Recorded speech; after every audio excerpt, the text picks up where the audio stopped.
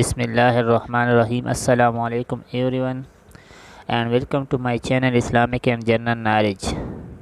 پیارے دوستو، اسلامیات کلاس 4 کے 8 پارٹ ہم آلریڈی اپلوڈ کر چکے ہیں۔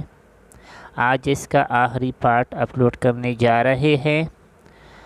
تو آخری پارٹ حضرت عثمان رضی اللہ تعالیٰ عنہ کا ہے، اور اس میں جو پہلا سوال ہے وہ یہ ہے: حضرت عثمان رضی اللہ تعالیٰ عنہ تیسرے خلیفہ تھے۔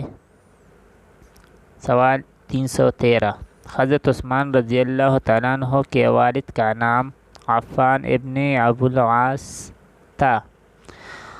314: حضرت عثمان رضی اللہ تعالیٰ عنہ کا تعلق بنو امیہ سے تھا۔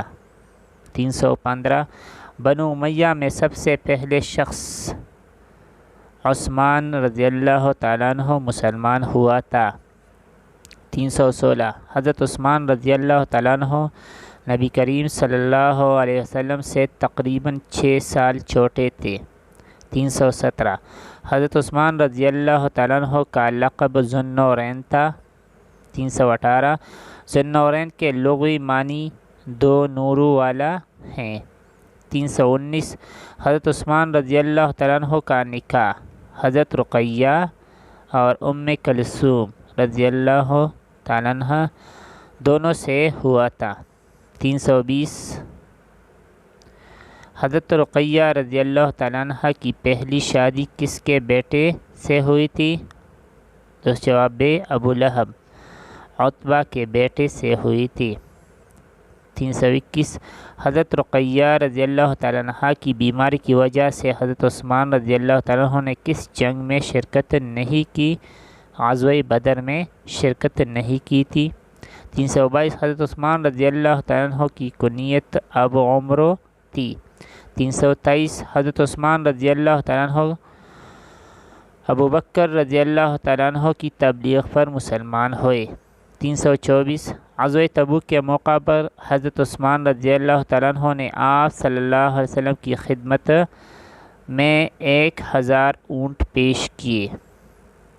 325: غزوہ تبوک کے موقع پر حضرت عثمان رضی اللہ تعالیٰ عنہ نے آپ صلی اللہ علیہ وسلم کی خدمت میں 100 گھوڑے پیش کیے۔